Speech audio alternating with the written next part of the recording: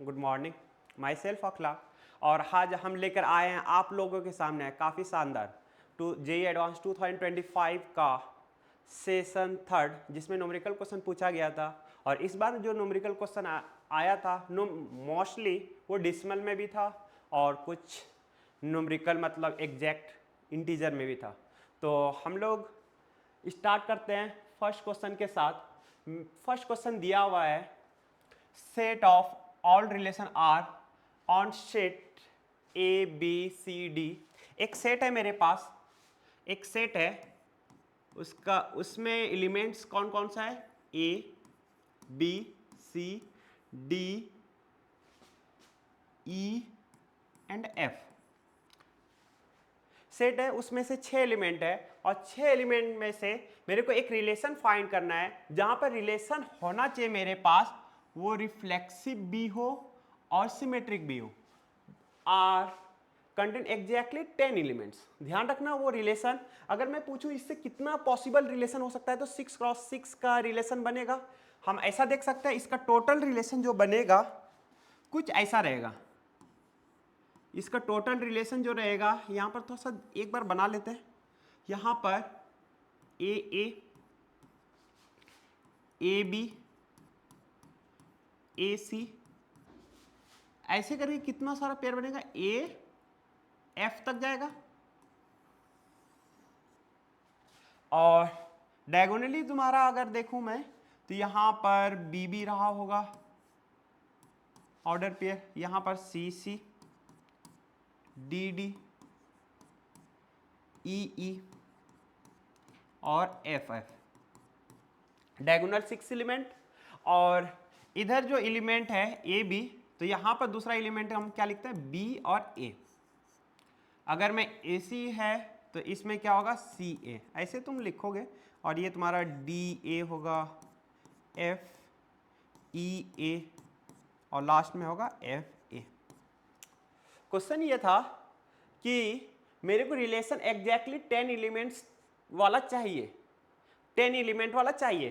तो अगर मैं तुमसे पूछूं रिफ्लेक्सिव रिलेशन कितना बनेगा इस सेट से, तो मेरे पास जो आएगा थोड़ा सा ध्यान देना, इसका रिफ्लेक्सिव रिलेशन कितना होगा।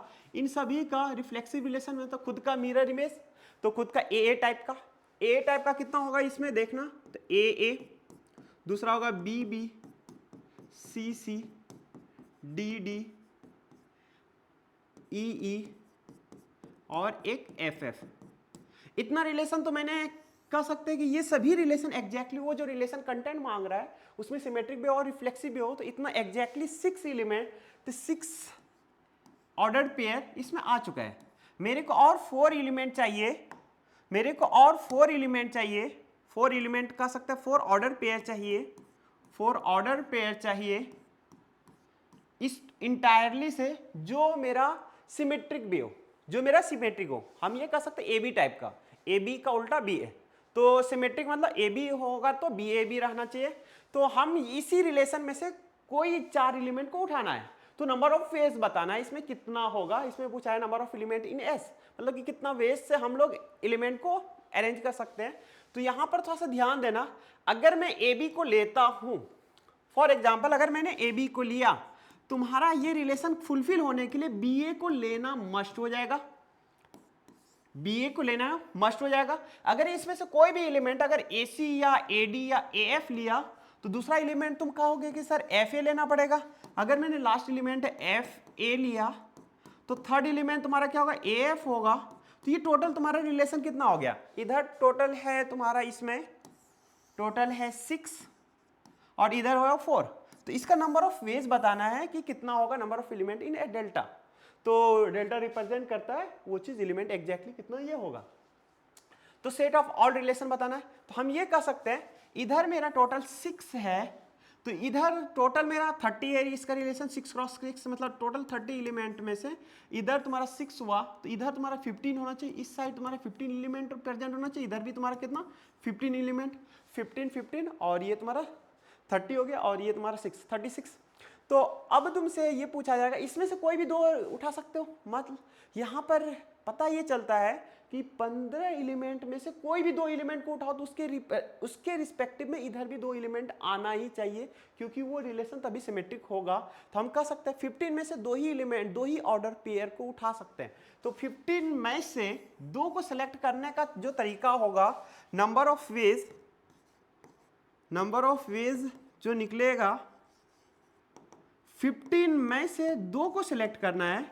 वही तुमसे क्वेश्चन पूछा गया था, सिर्फ 2 ऑर्डर पेयर को सिलेक्ट करना। अगर 2 को ऑर्डर पेयर सिलेक्ट किए तो उसके अकॉर्डिंग तुम्हारा इधर जो ऑर्डर पेयर बनेगा वो तुम्हारा अकॉर्डिंग, मतलब कि वो तुम्हारा 2 जैसे लिया तो वो तुम्हारा सेकेंड जो होगा वो डायरेक्टली फिल हो जाएगा। तो उसका नंबर ऑफ वेज कर सकते हैं, ये जैसे लिया तो इसका नंबर ऑफ वेज 1 ही तरीका होगा। इसको 2 जैसे लिया तो वो 2, अगर मैंने ए बी लिया तो यहाँ पर बी ए आना कंपलसरी हो गया। तो इसका नंबर ऑफ वेज जो होगा, ए बी और ए एफ लिया तो इधर भी तुम्हारा इसका तरीका, इधर का तरीका 15C2 और इधर का तरीका तुम्हारा 1 होगा। और यहाँ से हम लोग बोल सकते हैं टोटल जो तरीका होगा 15 factorial upon 13 factorial into 2 factorial, और यहाँ से तुम्हारा निकलेगा 15 इंटू 14 अपॉन 13 फैक्टोरियल इंटू 2। तो यहाँ से हम ये बोल सकते हैं 15 7 105। तो इसका जो number of element in deltas, मतलब नंबर ऑफ फेज, मतलब कि इसमें एलिमेंट लेने का जो तरीका है वो तुमसे पूछा गया था। तो यहाँ पर कितना है 105, इसका जो आंसर आएगा 105 आएगा। अब सेकेंड क्वेश्चन पे आते हैं। सेकेंड क्वेश्चन में दिया क्या है वो चीज़ पढ़ लेते हैं पहले।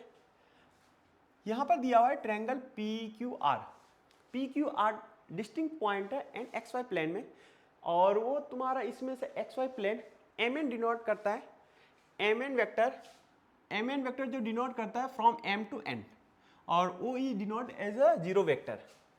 तो यहाँ पर मैं एक ट्रायंगल बना रहा हूँ, मेरे पास कुछ ऐसा एक ट्रायंगल है जहाँ पर मेरे पास P है, ये Q है और ये R है। चलो इसका पोजिशनल वेक्टर ले लेता हूँ। Positional vector small q, small r vector और स्मॉल p वेक्टर। फिर इसमें से बोला गया है E and F is mid point of side PR and QR। चलो PR का मिड पॉइंट यहाँ पर मान लेते हैं, PR का मिड पॉइंट है E और QR का मिड पॉइंट है F। ये तुम्हारा मिड पॉइंट है। तो ये मिड पॉइंट है, तो हम ये भी बोल सकते हैं F जो पॉइंट होगा, ये जो पोजिशनल वेक्टर होगा वो होगा इन दोनों का मिड पॉइंट। तो Q plus R divide by 2, हम ये बोल सकते हैं F जो वेक्टर होगा वो ये आएगा। E वेक्टर जो आएगा इन दोनों का मिड पॉइंट है, मतलब ये इक्वल टू ये इक्वल टू ये, तो P plus R divide by 2। याद रखना मिड पॉइंट जब निकालते हैं वेक्टर में खास करके, तो हम डायरेक्टली उसके अंदर सभी I J K कैप तीनों शामिल रहता है, तो हम डायरेक्टली उसके दोनों को सम डिवाइड बाई 2 कर सकते हैं। यहाँ पर मेरे पास ऐसा कर सकते हैं कि मेरे पास 1,0 इधर 2,0, तो उसको डायरेक्टली 1 + 2 डिवाइड बाई 3 करेंगे तो 1.5। तो वहाँ पर नंबर सिस्टम में ऐसा होता था, वेक्टर सिस्टम में ऐसा होता है कि उसको वेक्टर में ऑलरेडी वो फॉर्म मेंशन है, तो डिवाइड बाई 2 करोगे तो वो तुम्हारा मिड पॉइंट आ जाएगा। तो वो मिड पॉइंट जो पोजिशनल वेक्टर के फॉर्म में होगा वो ई होगा तुम्हारा ऐसा।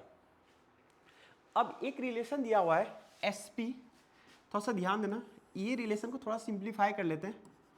SP वेक्टर है प्लस 5SQ है प्लस 6SR है। अपन लोगों के पास ये एक रिलेशन दिया हुआ है, चलो इसको तोड़ते हैं। तो इस वेक्टर को लिखने का तरीका जो है P माइनस S लिखोगे plus 5 times Q minus S, और यहाँ पर हो जाएगा 6 times R minus S equal to 0। सही है।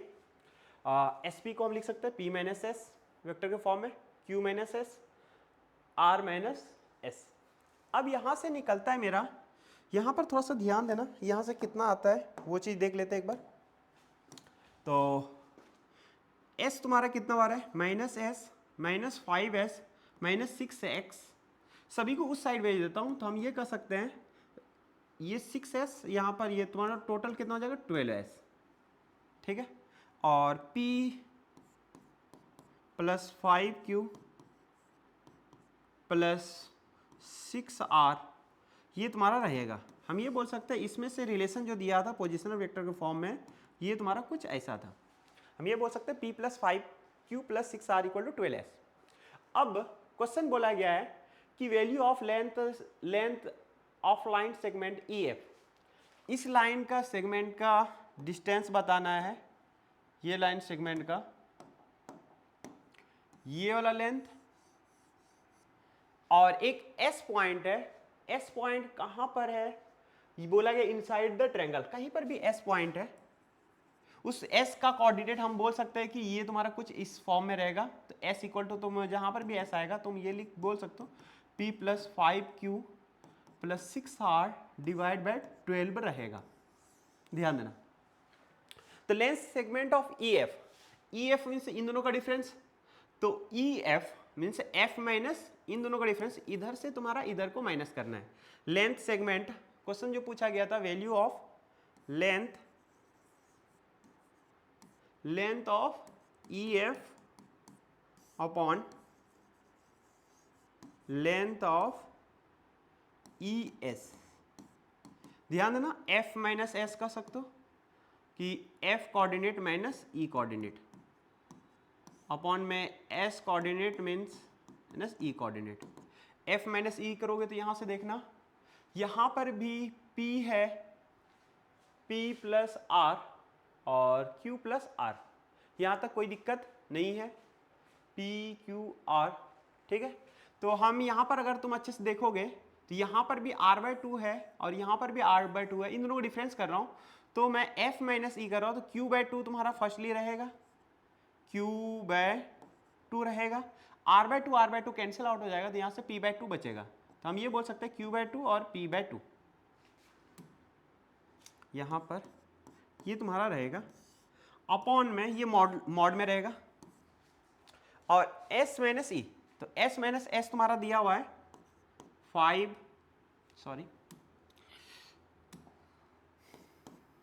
p + 5q + 6r / 12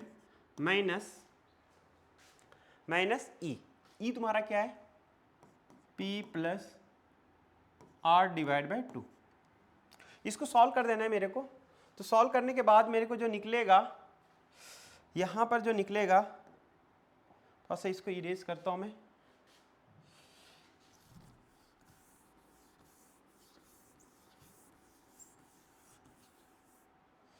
इसको थोड़ा सॉल्व कर दो। सॉल्व करने के बाद क्या निकलेगा, हम ऊपर में बोल सकते हैं q - p / 2 है मॉड में, नीचे में क्या है वो चीज़ देख लेते हैं। तो यहाँ पर तुम एलसीएम लोगे, तो एलसीएम लेने के बाद हम ये कर सकते हैं, इसको 12 कर दो, तो इसको 6 से मल्टीप्लाई कर दो, इसको भी 6 से मल्टीप्लाई कर दो, तो ये चीज़ हो गया। अब यहाँ से बोल सकते हैं 12 नीचे रहेगा, p - 6p, तो तुम्हारा हो जाएगा -5p, p - 6p तुम्हारा 5p हो जाएगा, 6r कैंसिल हो जाएगा, और ये तुम्हारा +5q बचा रहेगा। इसको मॉड में देखो तो अच्छे से देखोगे तो ये भी तुम्हारा है q - p / 2, और इसमें 5 को कॉमन लेंगे तो हम यहाँ पर भी बोल सकते हैं q - p / 12 है। तो ये चीज़ q - p कट जाएगा, और ये तुम्हारा हो जाएगा 6, तो ये ऊपर जाएगा तो तुम्हारा 6/5 आ जाएगा, और ये चीज़ तुम बोल सकते हो इसका जो आंसर होगा 1.2 आएगा, जो इक्विवेलेंट टू 6/5 का है। तो ये चीज़ ध्यान देना, मेरा जो आंसर आएगा वो आएगा 6/5। तो ये क्वेश्चन थोड़ा सा कह सकते हैं मॉडरेट था, ज़्यादा टफ नहीं था। हम वेक्टर के फॉर्म में लिखते हैं, और वेक्टर के फॉर्म को लिखने के बाद हम यहाँ पर इस सभी वैल्यू को सब्स्टिट्यूट करते हैं, जैसा रिप्रेजेंटेशन रहता है। हम ये कह सकते हैं ये इजी टाइप का JEE एडवांस में पूछा गया था क्वेश्चन।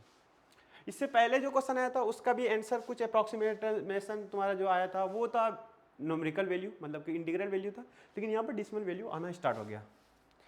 अब इसका थर्ड क्वेश्चन देखते हैं। थर्ड क्वेश्चन क्या है कि S be the set of all 7 digit numbers can be formed using 0 1 2। तो मेरे को 7 डिजिट नंबर बनाना है, लेकिन किस किस का यूज करके, 0 1 2, मैं कह सकता हूं मेरे पास 7 डिजिट फॉर्म करना है, मतलब कि मेरे को 7 डब्बा है, या तो हम बोल सकते हैं कि 7 डिजिट फॉर्म, मतलब कि 7 घर है मेरे पास। ये कितना हुआ 1 2 3 4 5 6 7, मेरे पास 7 घर है, और 7 घर का यूज करके 7 घर में ऐसा फिल करना है। ओनली कौन कौन सा यूज इस सब में कर सकते हो, 0 1 और 2, इतना सारा नंबर यूज कर सकते हो। एग्जाम्पल दिया, ये नंबर ले सकते हो, ये नंबर 7 डिजिट नहीं होगा डेफिनेटली, अगर 0 आगे आ जाएगा तो ये नंबर तुम्हारा 6 डिजिट का आ जाएगा। तो हम ये बोल सकते हैं 7 डिजिट होने के लिए आगे में 0 नहीं होना चाहिए। ये सिर्फ क्लियरली बता रहा है जे एडवांस वाले। तो 7 डिजिट का डेफिनेटली 0 आएगा तो वो 6 डिजिट नंबर बन जाएगा। ये अच्छा से बताया गया। अब पूछा क्या है कि number of element in x in S, मतलब जो एस बन रहा है, such that at least 1 digit 0 and 1 appears exactly twice in x. एक तुमको ऐसा सेट बनाना है एक्स, उसमें से वैसा एलिमेंट लेना जो ट्वाइस टाइम्स आ रहा हो, एग्जैक्टली ट्वाइस। तो एग्जैक्टली ट्वाइस हम ये कह सकते हैं कि हम 7 डिजिट में से एग्जैक्टली ट्वाइस, एटलीस्ट 0 या तो 1 एग्जैक्टली। तो ध्यान देना कि हम एटलीस्ट 1 डिजिट या 0 लो या तो 1 लो, उनमें से दोनों एटलीस्ट ट्वाइस टाइम्स आना चाहिए। तो हम इस चीज़ को कैसे करेंगे, तो फॉर एग्जाम्पल फर्स्ट हम ये एज्यूम कर लेते हैं, फर्स्ट केस लेते हैं एग्जैक्टली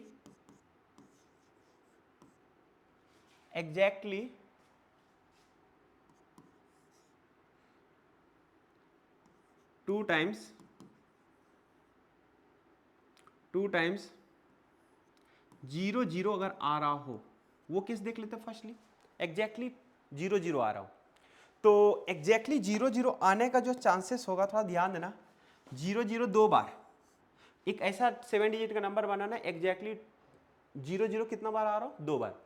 तो हम यहां पर कर सकते हैं कि सर मेरे पास 7 घर है, 7 घर में से 0 0 को ऐसे प्लेस में कितना तरीके से, इसका नंबर ऑफ वेज क्या होगा, तो नंबर ऑफ वेज इसका बताना है, नंबर ऑफ वेज। तो नंबर ऑफ वेज कितना आएगा तुम देख सकते हो, 0 इस फर्स्ट प्लेस को छोड़ के बाकी सभी प्लेस पे रख सकते हो, तभी तुम्हारा 7 डिजिट का नंबर बनेगा। तो फॉर एग्जांपल मैंने 0 यहां पर रखा, इस जगह रखा, और कहीं पर भी रख सकते हो, इनमें से कहीं पर भी फिक्स कर दिया मैंने।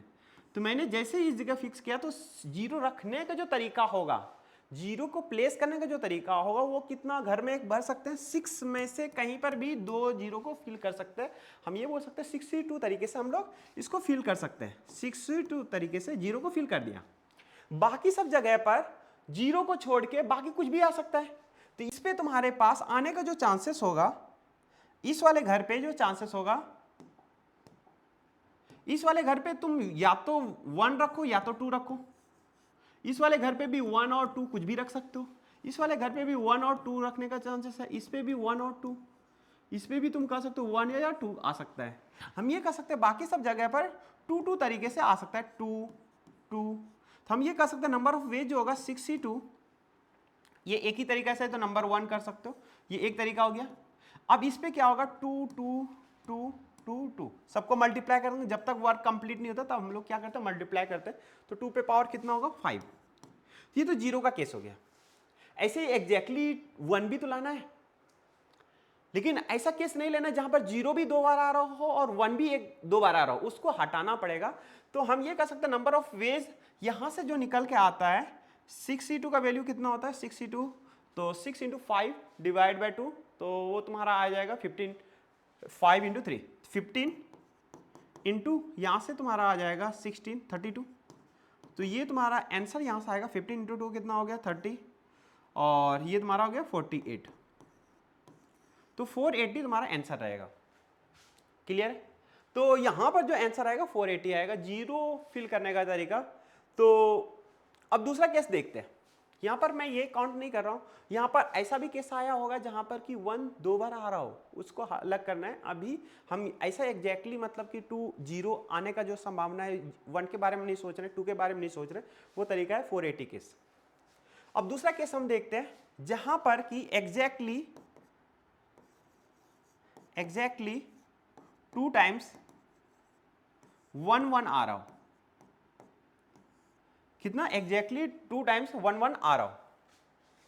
तो सर इसको अच्छे से देखना समझना, ये वाला केस कुछ ऐसा बनेगा, फिर से वही 7 घर 7 जगह, सातों जगह पर क्या फिल करना, 2 1 को कहीं पर भी पुट कर सकते हैं, तो यहां पर 1 पुट कर सकते हो, यहां पर भी 1 कर सकते हो। तो 1 को प्लेस करने का जो तरीका है, प्लेस करने का जो तरीका है, कहीं पर भी पुट कर सकते हैं, तो इसका प्लेस करने का जो तरीका है n ऑफ, इसको b केस बोल देता हूं, इसको a केस बोल देता हूं, इसको a नाम दिया, इसको b नाम दिया, तो नंबर ऑफ वेज हम बता रहा हूं इसमें, तो ये तरीका होगा 7c2।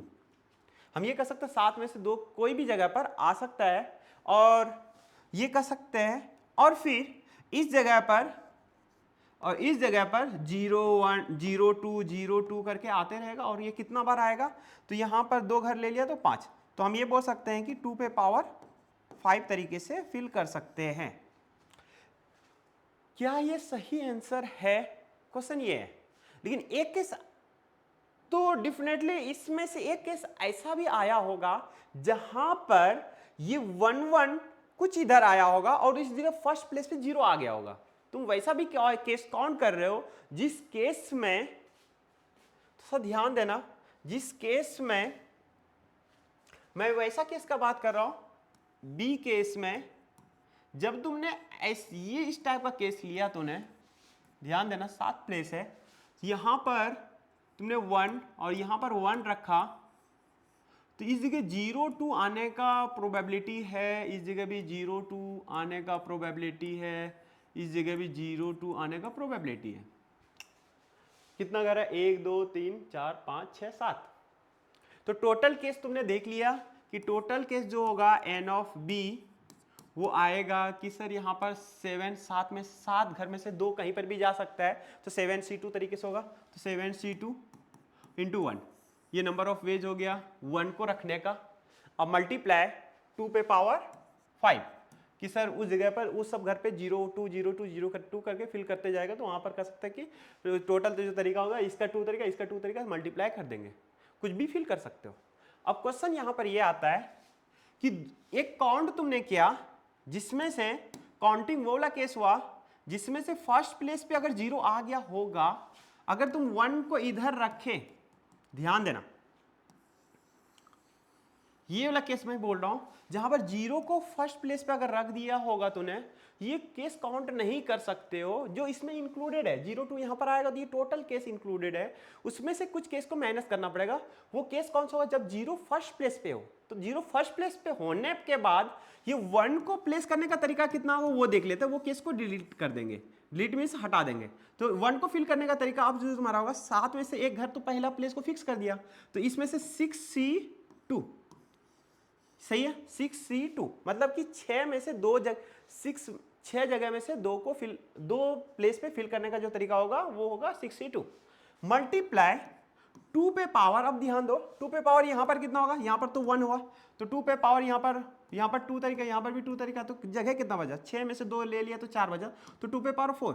इसका देख लो एक बार आंसर कितना होता है, ये तुम्हारा होता है 6c2 का वैल्यू तुम्हारा आएगा, लास्ट टाइम ये कैलकुलेट किया था, इसका आता है 15 इंटू 16, 15 इंटू 16, तो ये 15 इंटू 16 तुम कर सकते हो, 15 6 द 90 0 और 15 और ये कर सकते हैं 15 और 9, तो 15 9 240, 15 16 का मल्टीप्लिकेशन 240 होता है। और इसका मल्टीप्लिकेशन देख लेते हैं कितना होता है, इसका मल्टीप्लिकेशन जो तुम्हारा आएगा वो रहेगा 7c2, तो 7 इंटू 6 डिवाइड बाय 2 इंटू यहाँ पर आएगा 32, तो हम यहाँ से बोल सकते हैं ये तुम्हारा हो गया 3, तो 21 इंटू 32, 21 इंटू 32 बाजू में कैलकुलेट कर सकते हो 32 और इसको 64 और ये आ जाएगा 672 में से ये केस को हटाना पड़ेगा जिसमें से 0 फर्स्ट प्लेस पे आ रहा होगा। तो हम ये कह सकते हैं कि इसमें से 6c2 पावर 2 पे पावर 4 और ये तुम्हारा आंसर जो आ रहा था कितना था 672 माइनस कितना था 240, माइनस 240। एक बार कैलकुलेट कर लेना फिर से, ये तुम्हारा हो गया 32, फिर से मल्टीप्लाई किया 32 को तो 64 और यहाँ से आ गया 672, राइट। तो हम यहाँ से कर सकते हैं, और ये कितना गया 240, इन दोनों को माइनस करोगे तो ये तो आ जाएगा 432।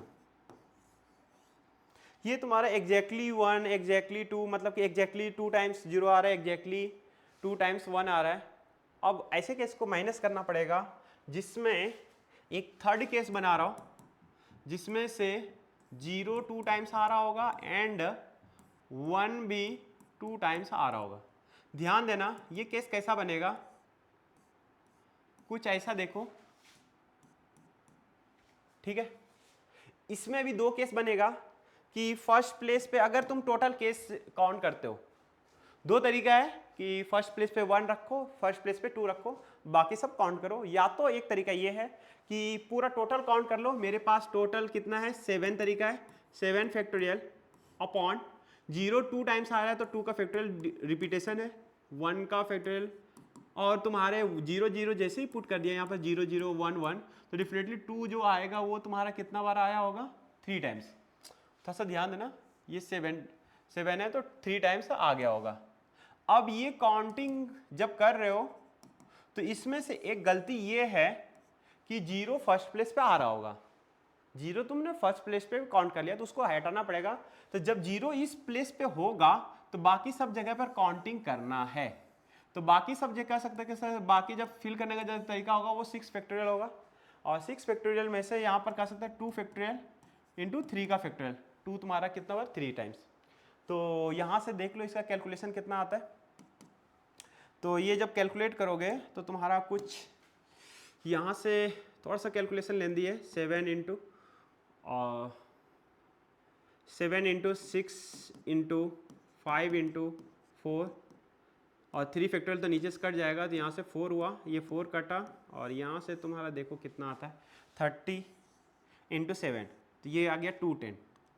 ये वाला वैल्यू जो आया 210 हुआ, ये वाला वैल्यू कितना 210 माइनस इधर से तुम कैलकुलेशन करोगे तो ये वाला कैलकुलेशन जब करोगे तो ये होगा 654 अपॉन 2, तो यहाँ से 2 जाएगा तो 10 इंटू 60, तो टोटल केस कितना हो गया 210 माइनस 60, 210 माइनस 60, तो 210 माइनस 60 तुम्हारा जो आ जाता है कितना केस हुआ 210 माइनस 60, यहाँ से माइनस करो तो ये आया था 150 के अराउंड। ये सब केस है जहाँ पर कि एग्जैक्टली 2 टाइम्स 0 आ रहा होगा, एग्जैक्टली 2 टाइम्स 1 आ रहा होगा, दोनों एक साथ आ रहा होगा, तो वो केस कितना है 150 केस है। और ये केस तो तुम्हारा जिसमें कि 480 केस 432, और हम ये कर सकते हैं वो वाला फॉर्मूला जहाँ पर कि NA NB और इंटरसेक्शन पार्ट को हटा देना है, तो हम ये कर सकते हैं NA तुम्हारा जो था वो था 480 और NB जो था तुम्हारा 432, उसमें से 450, तो इन दोनों को ऐड करके इसको सब्ट्रैक्ट करना है। तो यहाँ पर ऐड करके सब्ट्रैक्ट करना है, तो मैं दूसरे पेज पे करता हूँ कैलकुलेशन। तो NA यूनियन B जो एक एक बार मतलब कि इंटरसेक्शन मतलब कि एक ही बार आना चाहिए, तो वो चीज़ काउंट हो रहा है, डबल काउंट नहीं करना है। तो यहाँ पर आ जाएगा NA plus NB minus NA intersection B, हम कह सकते हैं दोनों एक साथ आने वाला। तो ये था तुम्हारा 480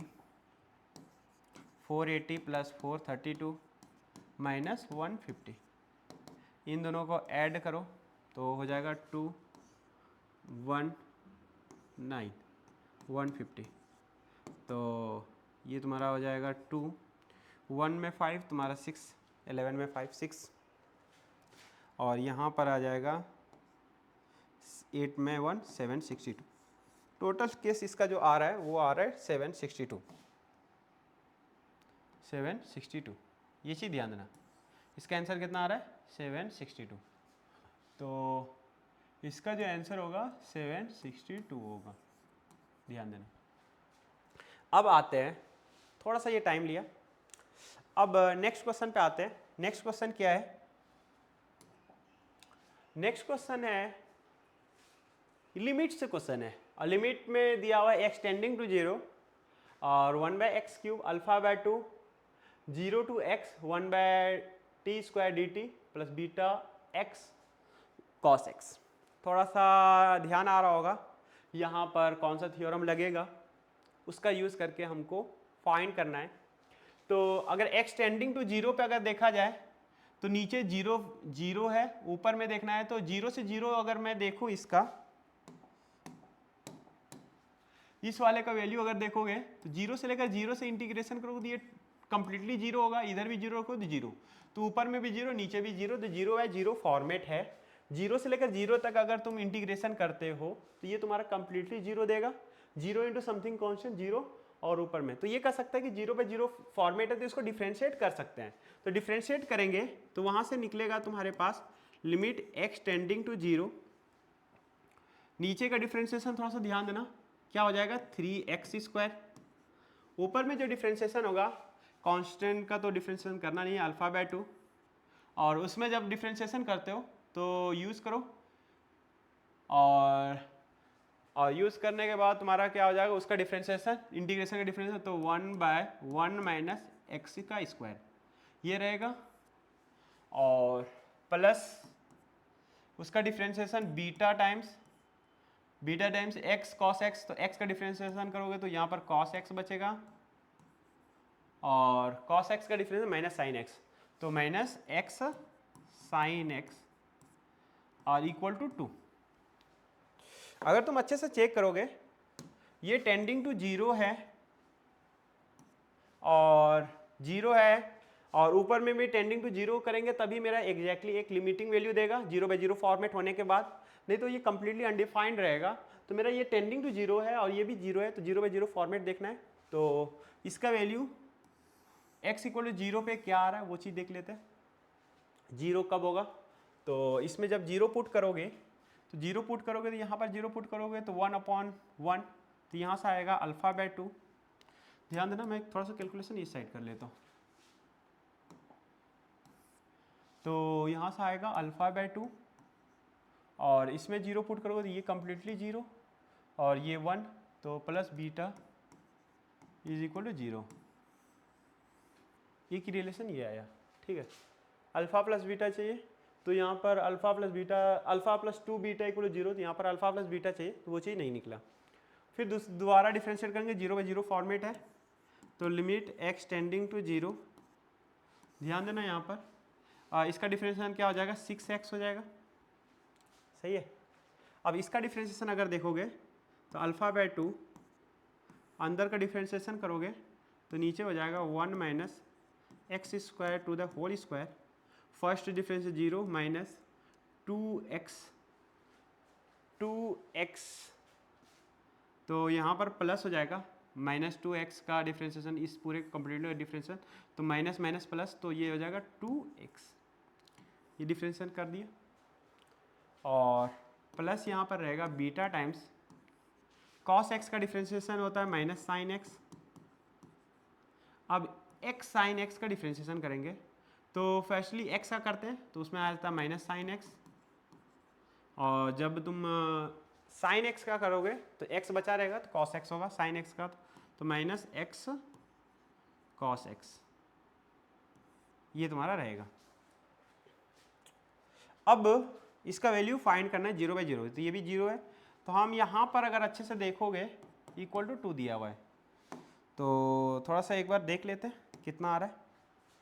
तो अगर तुम अच्छे से करोगे इस वाले को देखो अच्छे से, तो यहाँ पर इस वाले टर्म में ये x और x 2 इससे कट रहा है और इसमें x टेंडिंग टू 0 पुट करोगे तो ये आ जाएगा अल्फ़ा बाय इधर से 6 रहेगा और इसमें 1, इसमें 0 पुट करोगे तो ये 0 तो ये 1, तो सही है अल्फ़ा बाय 6, प्लस इसमें भी 6x से डिवाइड दो, तो 6x से डिवाइड दोगे तो ये पहला आ जाएगा बीटा बाय 6, अंदर में साइन x बाय x, ये डायरेक्टली कर सकते हैं -2 साइन x, तो -2 हो जाएगा sine x by x 2 times, तो sine x by x extending to 0 पे तुम्हारा वैल्यू जो होता है वो 1 होता है, तो यहाँ से -2 और यहाँ से तुम फिर x इसमें कैंसिल हो जाएगा तो बचेगा तुम्हारे पास माइनस कॉस एक्स, बस कॉस एक्स बचेगा। तो हम ये बोल सकते हैं कॉस एक्स बचेगा तो -1 हो जाएगा वो 0 पे। तो हम ये कर सकते हैं -3 टाइम्स, और इज इक्वल टू ये कितना आना चाहिए, 2 आना चाहिए, क्योंकि इसका एग्जैक्ट वैल्यू आ रहा है। तो हम ये बोल सकते हैं कि alpha -3 beta is equal to 12, alpha -3 beta equal to 12।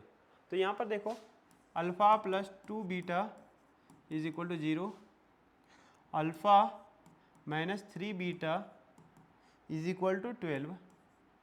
इन दोनों को कैलकुलेट कर सकते हो, दोनों को दोनों को ये करो, डिफरेंस करो। तो डिफरेंस करने के बाद जो तुम्हारा मिलेगा माइनस प्लस माइनस, तो यहाँ से हम बोल सकते हैं 0 5 बीटा इज इक्वल टू -12, तो बीटा इक्वल टू -12/5, ठीक है। बीटा इक्वल टू -12/5, तो अल्फ़ा इक्वल टू जो तुम्हारा आएगा,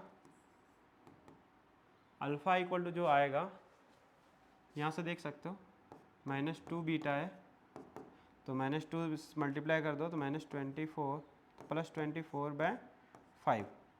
तो हम ये कर सकते हैं, ये आंसर जो आ रहा है इन दोनों का अल्फ़ा प्लस बीटा, इन दोनों का सम करोगे तो अल्फ़ा प्लस बीटा जो आएगा वो तुम्हारा रहेगा इन दोनों का सम, तो 12/5। तो इसका आंसर जो रहेगा 12/5 रहेगा, अल्फ़ा प्लस बीटा जो आएगा 12/5, ठीक है। ये भी कर सकते, मॉडरेट क्वेश्चन था, ज़्यादा ये नहीं था मेहनत। हम ये कर सकते लिमिटिंग वैल्यू निकालना था, और लिमिटिंग वैल्यू पर यहाँ पर अप्लाई करके डिफ्रेंशिएट करके इसका वैल्यू फाइंड कर लेना था। सेकेंड क्वेश्चन क्या है ये देखना है। अब एक let real number denotes let R denotes set of all real numbers, right?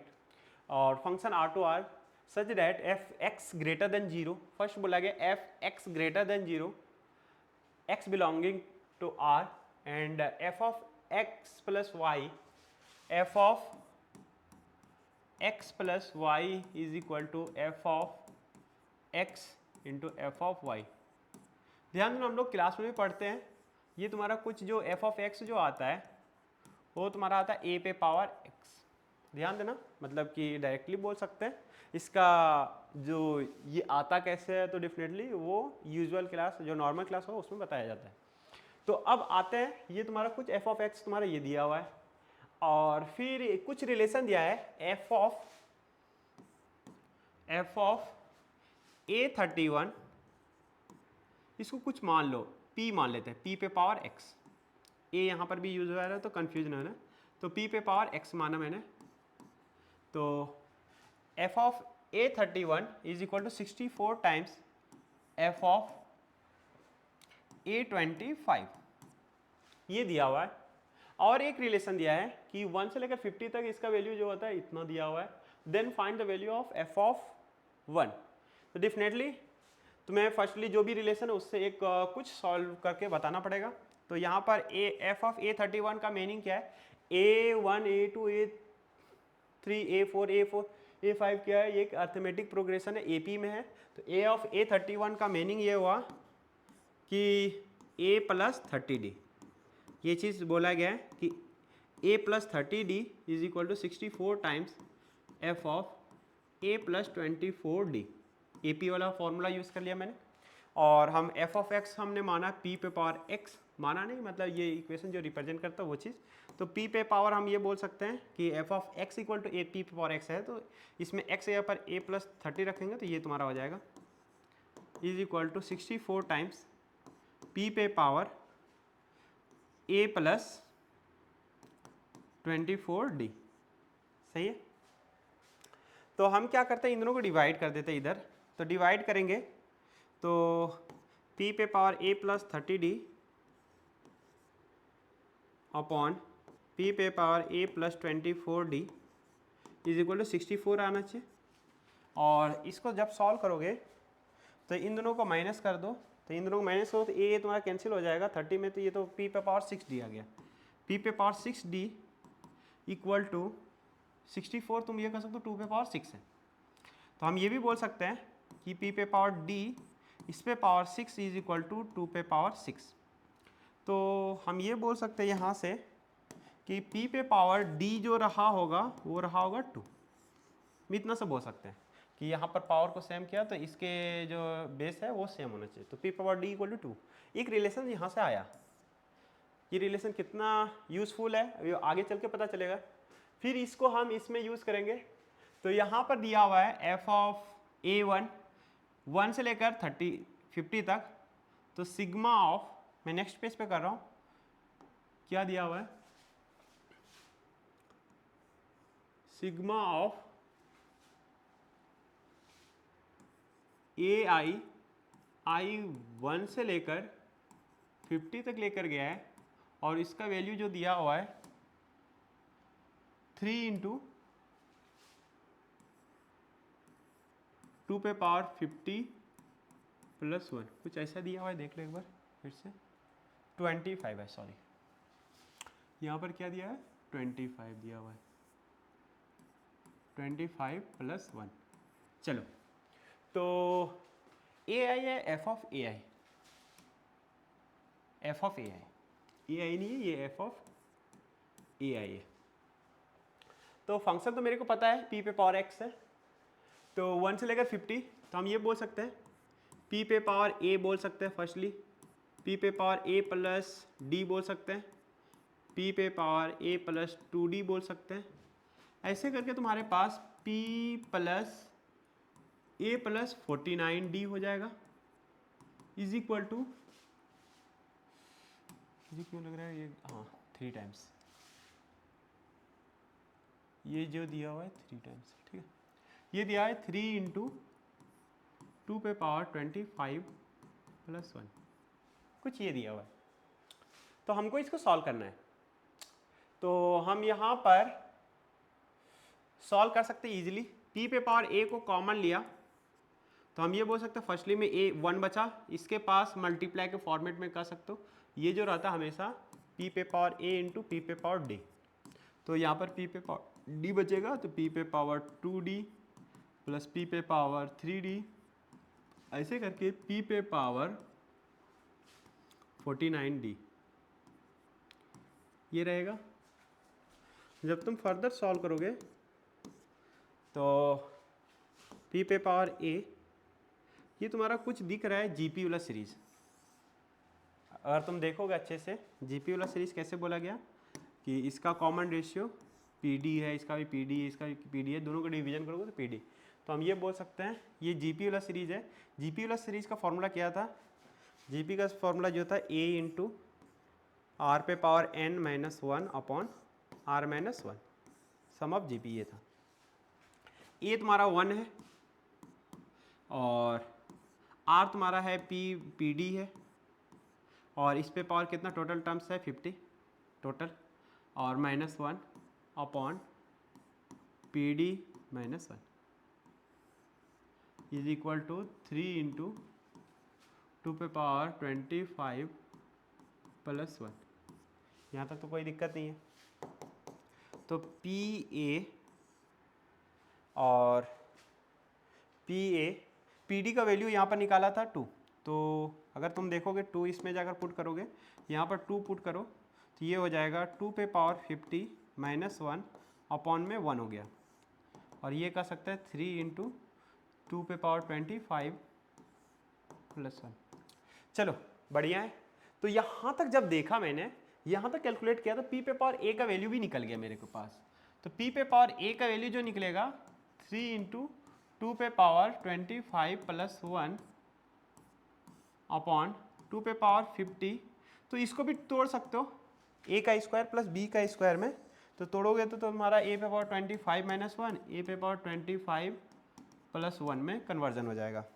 और तुम इसको देखोगे अच्छे से तो ये तुम्हारा निकल के जो आ रहा है, ये PA इक्वल टू जो आया वो आया 3 इंटू 2 पे power 25 minus 1।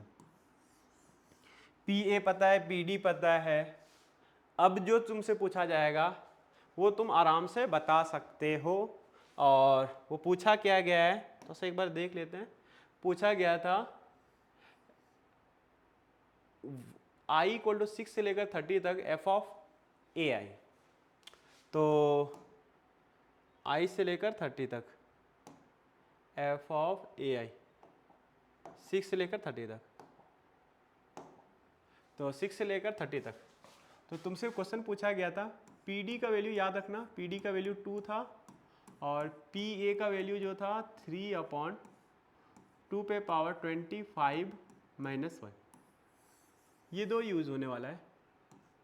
Summation of i = 6 से लेकर 30 तक f ऑफ ए आई का वैल्यू निकालना है। तो डेफिनेटली इसका पहले f ऑफ ए आई मतलब ये यहाँ पर f ऑफ a + 6 मतलब कि a + 5d, a6 means a + 5d, f of a + 6d, so on. ये तुम्हारा जो लास्ट में जाएगा 30, जब 30 पुट करोगे तो a + 29d, f of a + 29d। सही है। तो हम ये बोल सकते हैं ये कुछ नहीं है, बस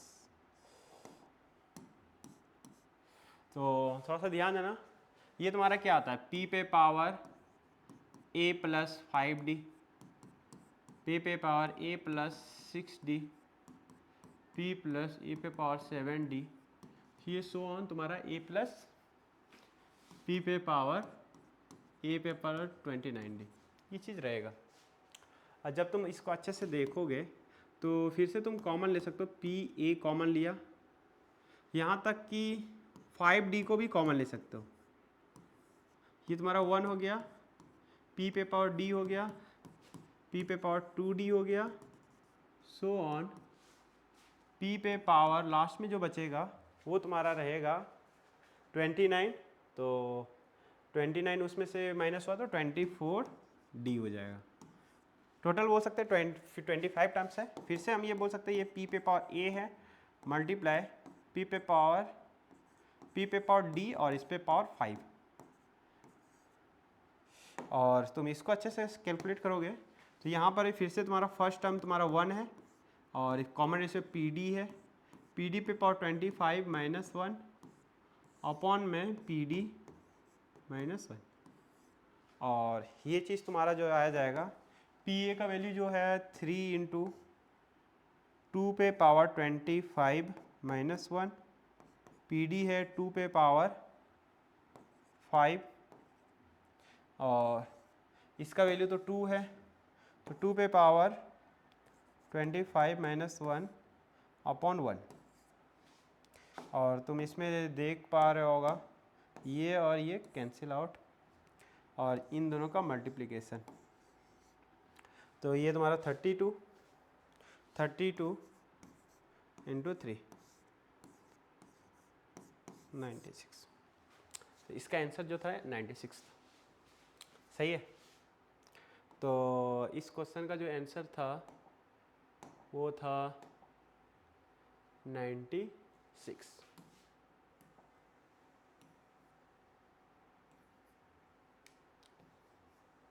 इसका जो आंसर था 96 था। अब आते हैं नेक्स्ट क्वेश्चन पे, one last question from this session, और इस सेशन के बाद 4th सेशन होगा उसमें से डिस्कस करेंगे। तो इस सेशन में जो दिया हुआ है 13 नंबर में बोला गया है, एक कह सकते हैं डिफरेंशियल इक्वेशन है, और y1x, y2x, y3x एक फंक्शन है जो इस फॉर्म में है, देन वैल्यू ऑफ दिस।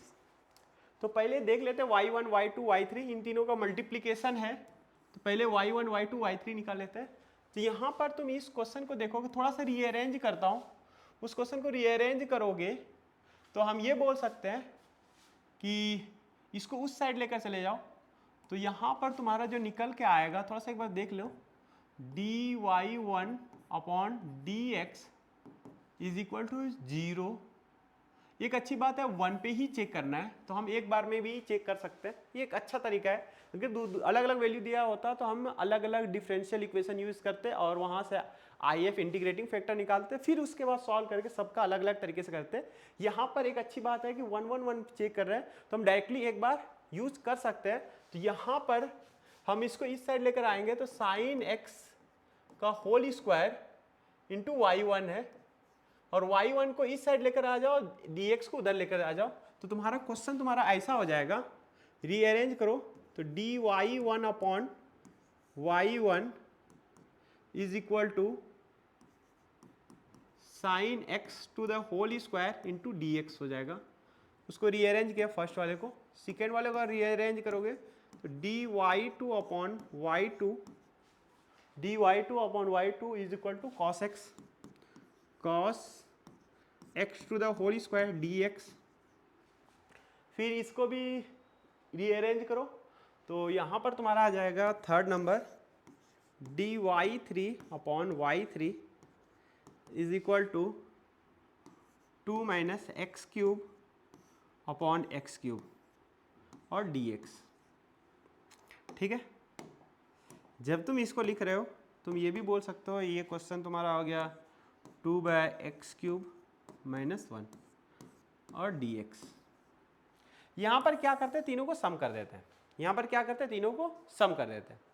तो सम करोगे तो थोड़ा सा ध्यान देना, इन तीनों का सम ये बोल सकते हैं dy1 upon y1 dy2 upon y2 plus dy3 upon y3 is equal to dx को कॉमन ले सकते हो,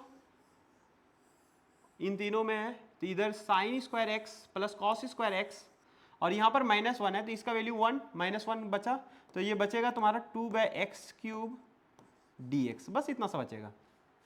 1 -1 0, तो हम ये बोल सकते हैं इसका जो समेशन आया इतना सा आया। और जब इसको तुम इंटीग्रेट करोगे बोथ साइड, तो इंटीग्रेट करने के बाद जो तुम्हारा मिलेगा वो तुम्हारा रहेगा ln y1 plus ln y2 ln y3 is equal to, इसका इंटीग्रेशन अगर तुम देखोगे तो -2 times x power -3 plus 1 divide by -3 plus 1 plus c रहेगा। सही है इंटीग्रेशन। तो हम यहाँ पर बोल सकते हैं ln y1 y2 y3 is equal to, ये तुम्हारा -2 है तो कट जाएगा तो क्या हो जाएगा -x के पावर -2 है प्लस c है। ठीक है, या तो तुम ये भी बोल सकते हो, अब यहाँ से y1 y2 y3 जो निकल के आएगा वो जाए e पे पावर -x² प्लस c। इसको तुम अच्छे से देखो तो e पे पावर -x² मल्टीप्लाई e पे पावर c, तो हम ये बोल सकते हैं कि सर लैम्डा टाइम्स e पे पावर -1/x का स्क्वायर आएगा। और ये तुम्हारा होगा y1 y2 y3, इसका वैल्यू आ गया तुम्हारे पास।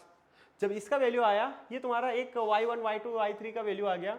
अब मुझे निकालना है लैम्डा, अगर लैम्डा निकल गया तो इसकी जगह पर सब्स्टिट्यूट कर सकते हैं, तो हम लैम्डा का वैल्यू फाइंड करेंगे। तो लैम्डा का वैल्यू हम ये कर सकते हैं 1 पे ही चेक करना है, तो 1 पे चेक करना है तो इन तीनों का मल्टीप्लाई करना पड़ेगा। इन तीनों का मल्टीप्लाई करके देखो एक बार कितना होता है, 5 × 1/3 इंटू तुम्हारे पास है 3/5e, तो 3 3 कैंसिल 5 5 कैंसिल, तो ये तुम्हारा हो जाएगा एट x = 1 पर इसका वैल्यू जो आ रहा है टोटल वो आ रहा है 1/e, तीनों का मल्टीप्लिकेशन। तो यहाँ पर x = 1 पर तुम्हारा जो आ जाएगा लैम्डा टाइम्स e पे पावर -1, तो ये दोनों तो कैंसिल हो गया, तो लैम्डा का वैल्यू जो आया वो 1 आया। तो हम ये कह सकते हैं y1 लैम्डा का वैल्यू कितना आया, 1 आया। हम ये बोल सकते हैं कि y1 y2 y3 equal to e पे पावर -x² ही था। अब उस चीज़ को अगर तुम डिफरेंशियल इक्वेशन से करते हो तो काफ़ी लेंदी जाता है, तो हम इसमें थोड़ा सा, इसने बहुत चालाकी से ये वैल्यू भी दिया है और उसका सब्स्टिट्यूशन भी दिया है, थोड़ा सा माइंड लगाना था और इसको जल्दी फाइंड कर सकते थे। अब मेरे पास ये चीज़ पता चल गया और इसका वैल्यू निकालना है x 0+ पे। लिमिटिंग वैल्यू कहाँ पर, लिमिटिंग वैल्यू निकालना है, लिमिटिंग वैल्यू x 0+ पर y1 y2 y3 का जो वैल्यू आया था वो कितना था, e पे पावर -x², e पे पावर -1/x² प्लस बाजू में जो है वो चीज़ देख लेते हैं। बाजू में क्या था, 2x e पे power 3x sin x, e पे पावर 3x sin x, तो 2x अपॉन ई पे पावर 3x साइन x। सही है। अब x टेंडिंग टू 0 इस पे लिमिटिंग वैल्यू दिया था। अब लिमिट वाला क्वेश्चन ये बन गया। अब क्या लिमिट इसका वैल्यू निकाल सकते हो क्या? तो हम इसको ब्रेक कर लेते हैं फर्स्टली। तो limit x tending to 0 plus E पे पावर -1/x² अपॉन 3 पे पावर ई पे power 3x sign x plus में 2x अपॉन ई पे पावर 3x साइन x। ठीक है, कुछ अपना चालाकी करते हैं, सजावट करते हैं। तो सजावट में तुम्हारा यहाँ से x मल्टीप्लाई करे तो x से डिवाइड देना पड़ेगा, और x टेंडिंग टू 0 पे इसका वैल्यू कितना आ जाएगा? 1 आ जाएगा 0 प्लस पर। तो 0 प्लस पर इसका वैल्यू 1, और ये x इस x से कटेगा तो हम ये कह सकते हैं इंटायर वैल्यू इधर जो आएगा ये 1 और इस पे 0 तुम कर सकते हो। तो 2 अपॉन ई पे पावर 0 तुम्हारा 1 आ गया, तो इधर का वैल्यू आ गया 2। तो इसका लिमिटिंग वैल्यू जो आएगा ये 1, और इस पे 0 पुट करोगे तो अनडिफाइंड नहीं है, सही है तो रख सकते हैं। तो यहाँ पर तुम्हारा 0 प्लस पे ये वैल्यू 0, ई पे पावर 0 1 2 अपॉन 1, तो तुम्हारा इधर वैल्यू आ गया 2।